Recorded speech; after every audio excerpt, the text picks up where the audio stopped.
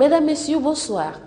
La MINUSMA, la mission multidimensionnelle intégrée des Nations Unies pour la stabilisation au Mali, en collaboration avec le RTM, a décidé de vous présenter le journal de la MINUSMA. Le JT de la MINUSMA va vous parler de la mission de cette force, de ses objectifs, ainsi que des activités qu'elle va mener sur le terrain. À la fin de l'émission, une rubrique sur la découverte des articles de la Charte universelle des droits de l'homme vous sera présentée, question de vous faire mieux connaître le vrai sens des droits humains. Pour commencer cette émission consacrée à la MINUSMA, nous allons vous parler de la MISMA, la mission internationale de soutien au Mali. Depuis le 17 janvier 2013, date du début des activités de cette mission au Mali, beaucoup de rencontres se sont tenues. Pierre Bouyoya, le chef de la MISMA, a tenu une conférence de presse pour que les journalistes prennent mieux connaissance de la mission de cette institution et fassent une bonne communication sur les activités. Bien avant cette conférence, M. Bouyoya a rencontré les ambassadeurs des États africains en poste au Mali pour une réunion d'information et d'échange sur l'agenda des activités de la MISMA. Une cinquantaine d'observateurs des droits de l'homme devraient séjourner au Mali. Une dizaine a déjà été reçue et formée par la MISMA pour ensuite être déployée dans les régions nord du pays.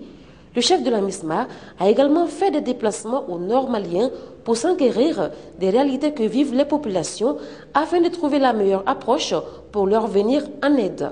Pierre Bouyoya s'est aussi intéressé aux préparatifs des prochaines échéances électorales au Mali lors de sa visite à la délégation générale aux élections du Mali DGE et à la commission électorale nationale indépendante CENI.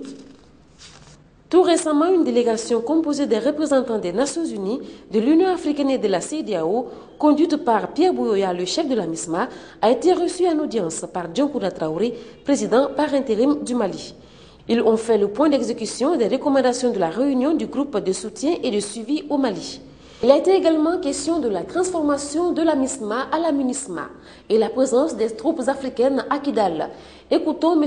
Pierre Bouyoya, le chef de la MISMA, pour plus d'informations à sa sortie d'audience. Nous sommes sur le terrain dans toutes les régions et je crois pouvoir dire que les moyens sont là. Bien sûr, nous continuons jusqu'à la transformation à faire en sorte que notre capacité augmente et aussi la nouvelle résolution demande à tout le monde, y compris les Nations Unies, de soutenir la MISMA dans cette recherche d'augmenter sa capacité. La transformation de la MISMA à la MINUSMA a été votée par la résolution 2100 du Conseil de sécurité des Nations Unies. Cette mission va être composée de 12 600 militaires et 1400 policiers et devra aider le Mali dans l'organisation des élections, assurer la sécurité des populations et lutter contre le terrorisme.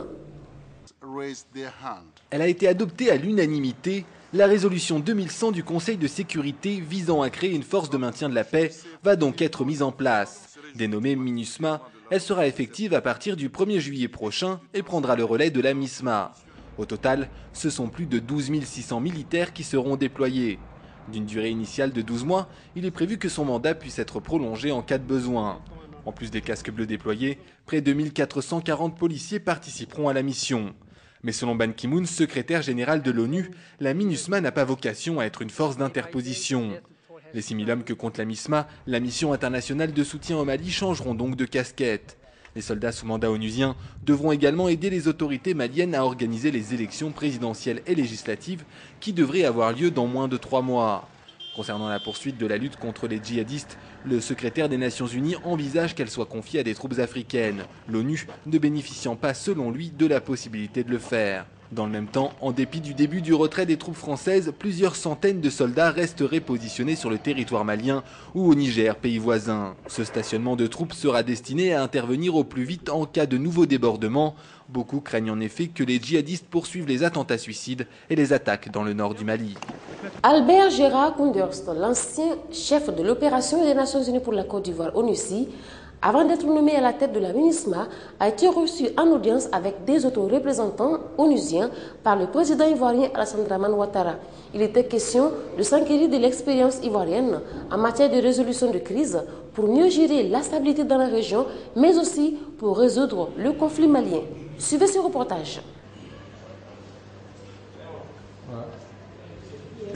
Nous sommes venus ici à prendre l'avantage de la sagesse, de l'expérience qu'il y a ici, dans la situation très difficile, parce que les tensions sont chaque jour plus fortes et il faut mettre ensemble tous les problèmes, qui sont les problèmes du terrorisme, de la sécurité, mais aussi les grands problèmes de développement et de l'aide humanitaire.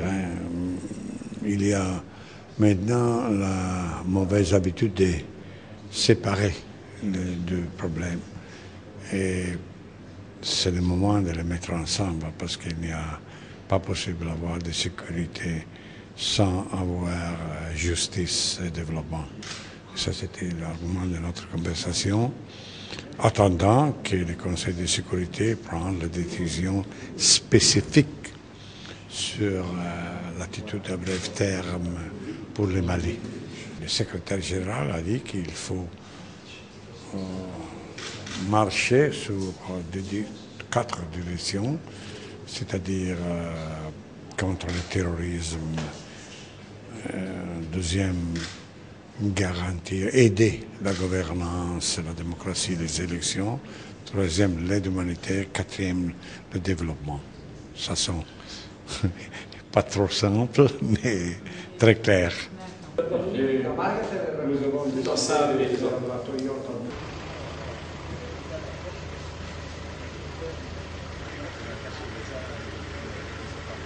Nous avons parlé, M. Prodi, moi-même et M. Dinit, qui est le représentant spécial à Dakar pour la région, tous les problèmes de la région de l'Afrique de l'Ouest. Nous sommes les 3 représentants spéciaux du M. Ban Ki-moon. Il y a beaucoup de liens entre notre travail. M. Prodi, il travaille surtout sur les problèmes de ce Sahel, les problèmes à base du problème dans la région. La pauvreté, les problèmes humanitaires, les conflits, etc. etc. M. Dinit nous travaille avec nous sur le problème de région, d'ECOWAS, comment il faut essayer de trouver un consensus, par exemple, sur le Mali. Et bien sûr, je suis ici pour la Côte d'Ivoire. On a aussi visité Monsieur le Président de la République, qui est aussi, comme vous savez, le président de la CEDEAO. Alors on a formulé ensemble, on essaie à formuler ensemble une stratégie commune pour la région, pour Mali, pour le Sahel. La stabilité à la Côte d'Ivoire est cruciale pour la stabilité de la région. Si la région n'est pas stable, on peut importer l'instabilité. Si la Côte d'Ivoire n'est pas stable, on peut exporter l'instabilité. Nous sommes dans un marché, oui, avec les frontières, mais avec beaucoup de jeunesse, beaucoup de mercenaires, beaucoup d'armes, mais aussi beaucoup de possibilités. Alors il faut renforcer l'effort de la région, l'échange économique, la production, le commerce, et on va réduire les problèmes. C'est le problème transfrontalier, le trafic d'armes, de drogue, etc. etc.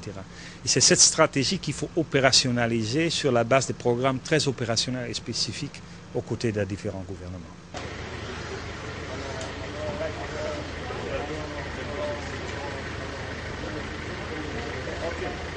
La mission multidimensionnelle intégrée des Nations Unies pour la stabilisation au Mali, MINUSMA, a vu nommer à sa tête Albert Gérard Kounders.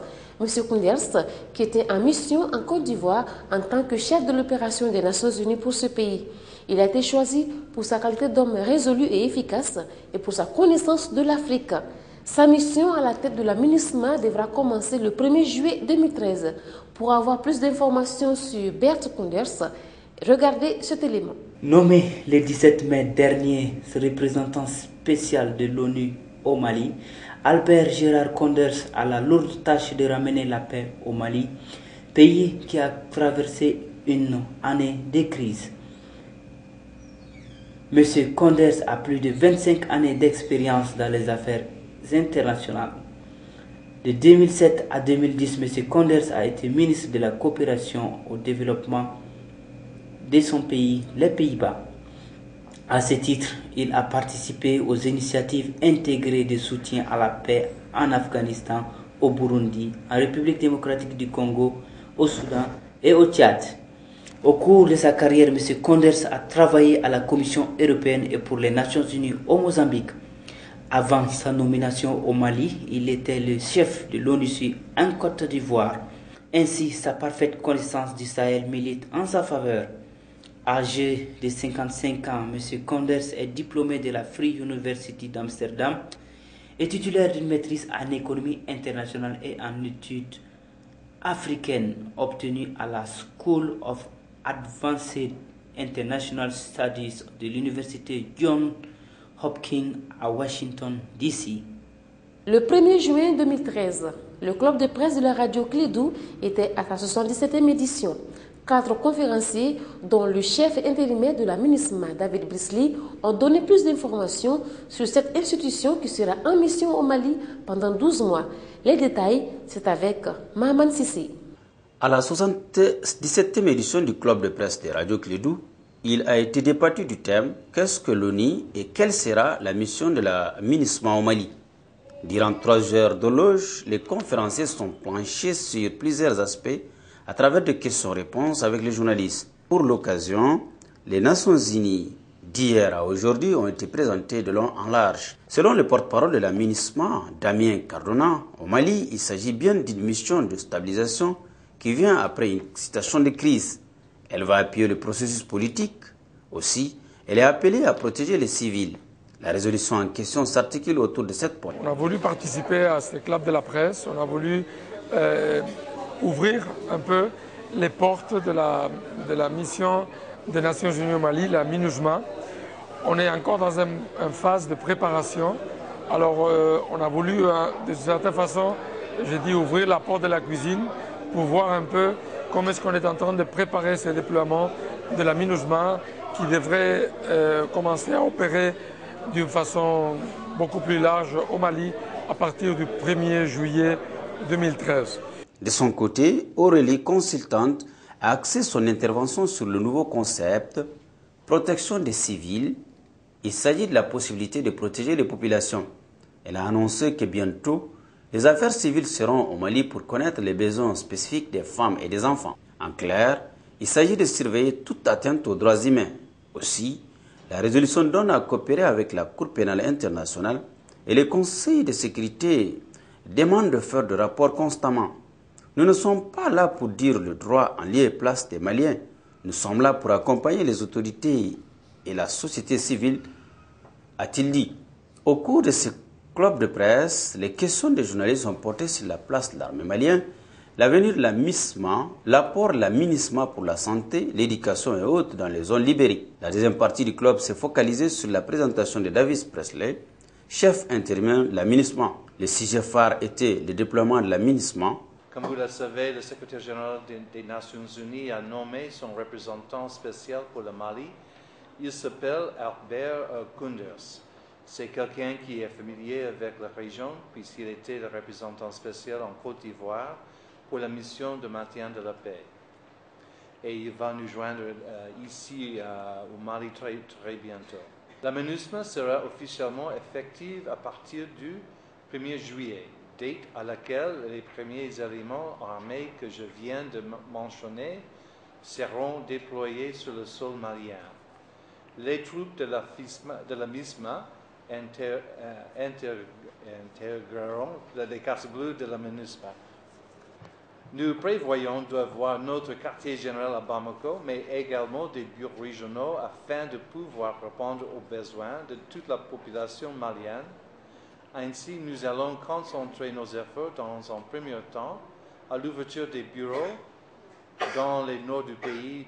Par rapport à certaines inquiétudes, notamment le comportement peu orthodoxe des militaires onusiens, le représentant intérimaire a donné des garanties. S'agissant du retour à la paix, le chef intérimaire de la MINUSMA dira qu'il y a un signe d'espoir pour le Mali, car partout où il est passé, il y a une volonté de vivre ensemble. Plusieurs contingents sont déployés actuellement au Mali pour lutter contre l'ennemi et assurer la sécurité des populations.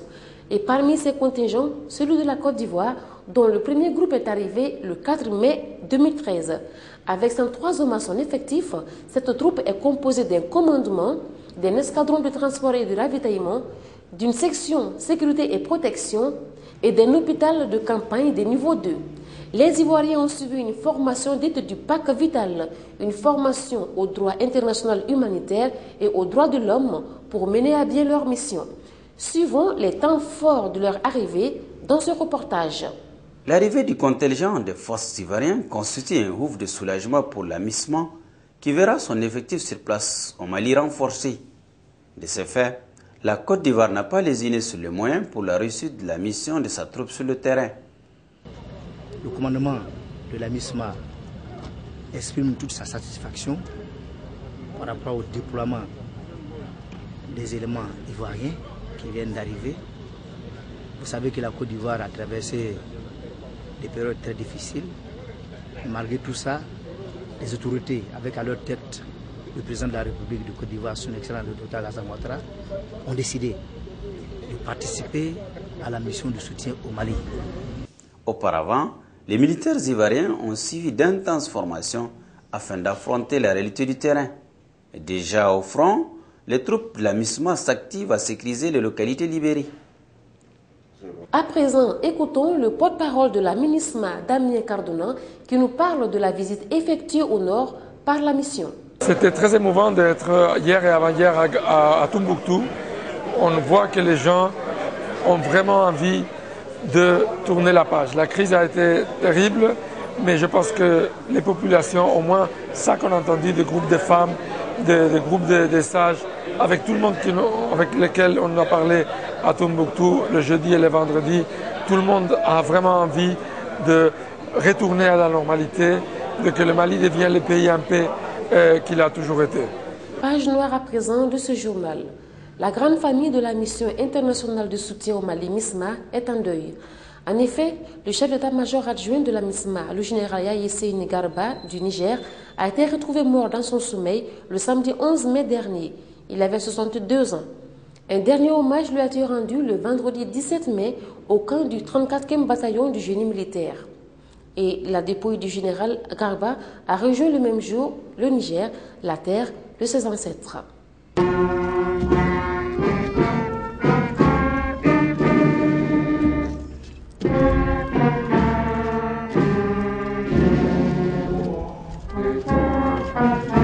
Les obsèques du général Yahya Garba ont réuni une pléiade de personnalités militaires et civiles qui ont rendu un dernier et vibrant hommage au valeureux officier nigérien.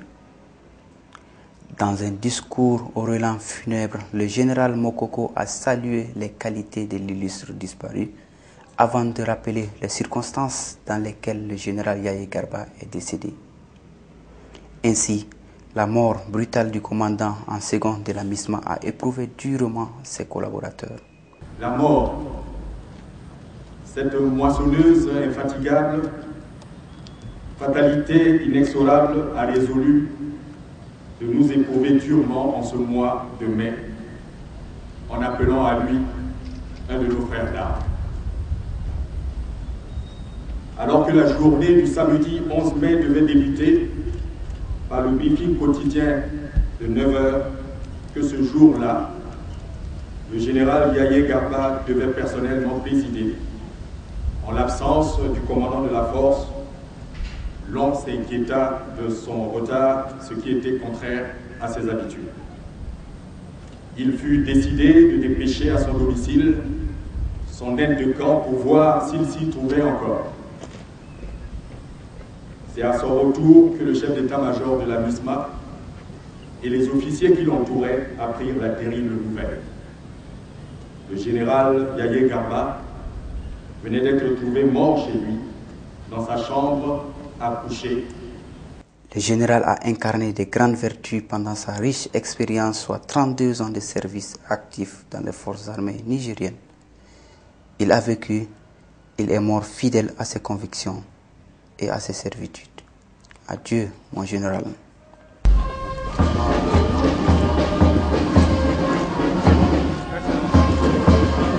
Que son âme repose en paix et que le bon Dieu l'accueille dans son paradis. À présent, allons à la découverte de nos droits en tant qu'être humain. Aujourd'hui, nous allons découvrir notre droit à la vie à travers un module humoristique avec KPG, un comédien burkinabé.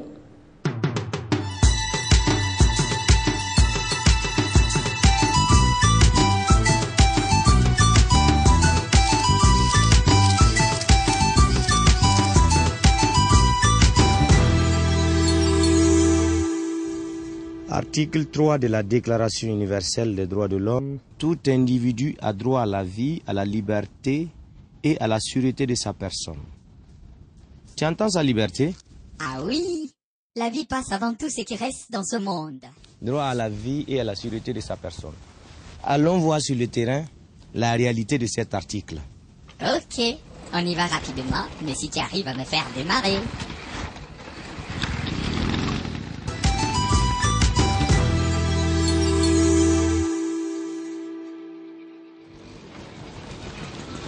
Où est-ce que tu m'amènes comme ça?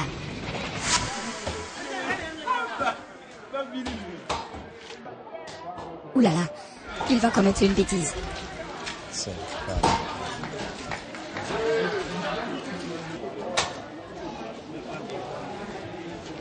Bonjour. Oui, bonjour monsieur. C'est de la viande de quoi? La viande de bœuf. Vraiment. Est-ce que vous connaissez l'article 3 de la Déclaration universelle des droits de l'homme? Pas trop. C'est pour ça. Vous êtes en train de violer l'article 3 comme ça. Parce que l'article dit que tout individu a droit à la vie. Et vous avez vu ce que vous avez fait au bœuf là? Mais ça c'est un bœuf, c'est pas un individu. Mais oui, mais lui aussi, ça lui plairait aussi de vivre. Peut-être actuellement il serait au bord de l'eau en train de boire ou en train de paître, vous voyez? Coupé comme ça, non seulement vous l'avez ôté sa vie, en plus lui ôté aussi sa liberté. Et ça c'est pas bien ça. Non, comment tu as fait? Moi, je ne sais pas si on a fait. Il faut que je Mais attends mon frère, est-ce que tu sais que ça c'est une méconnaissance de l'article 3 de la Déclaration universelle des droits de l'homme? Manger de la viande, moi je n'ai pas dit que je veux manger de la viande. Hein? L'animal aurait aussi voulu vivre tranquillement. Est-ce que vous aimeriez être à la place du bœuf là? Mais monsieur, mais arrêtez de couper là. Vous me donnez de la frisson. Allez, Nelson, il y a même des fous là. Réunion là. On mettait compartement zéro. Tu me dis la base ingante article 3 fongomna. Et capable même quand courir même non. Article 3 qui est vrai là. Franchement, moi je ne suis pas prêt à violer l'article 3.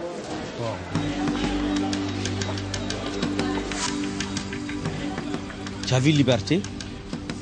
Il fallait être là pour voir ce que j'ai vécu. C'est terrible. Le gars il coupe seulement. Aucun remords dans ce qu'il fait. Tu vois ça?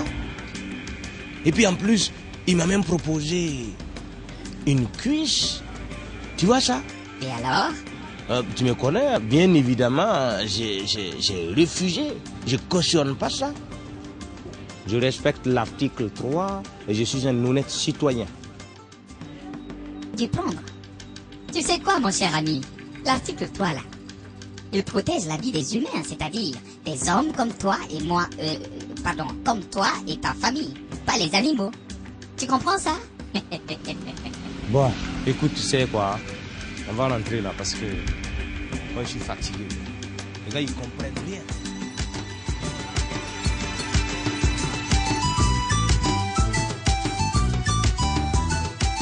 Voilà, mesdames, messieurs, nous sommes à la fin de cette émission. Nous vous remercions de votre aimable attention et nous vous disons à bientôt.